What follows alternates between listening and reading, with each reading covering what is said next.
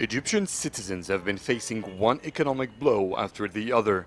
Before the devaluation of the Egyptian pound, 40% of the population was living below the poverty line.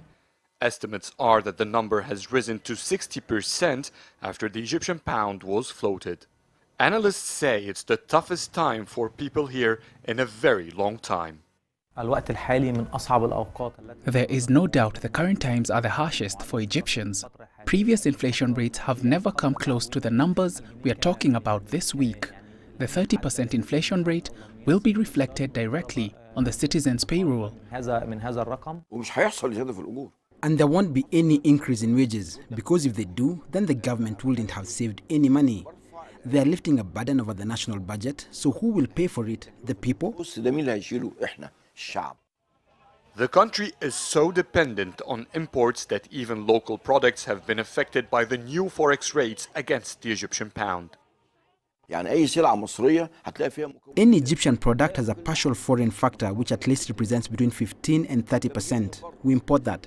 So the impact of the Egyptian pound devaluation will reflect directly in all of these goods. And that affects Egyptians.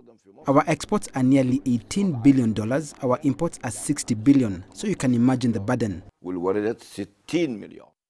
To put the impact into context, the prices of food products before the devaluation compared to this week's are as follows.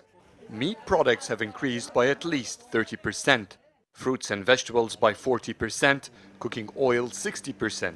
Rice and sugar have more than doubled to 125% and 140% respectively. And while officials expect inflation rates would go down in quarter two, some experts disagree. With all due respect to the official statement that said we'll see an ease in inflation levels in the coming 6 to 9 months, that is very hard to achieve. I think it will take at least 2 years for these economic reforms to make a difference.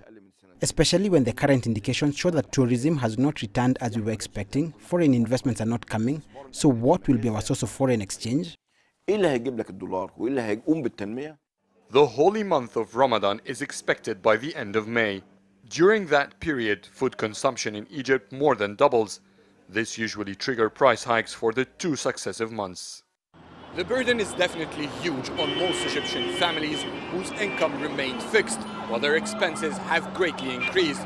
It's why many experts here now say it would have been a smoother transition if the government started its reform plans in 2015, or if it extends its executive plan to lift the subsidies. Adel EL Mahrouky, CGTN, Cairo.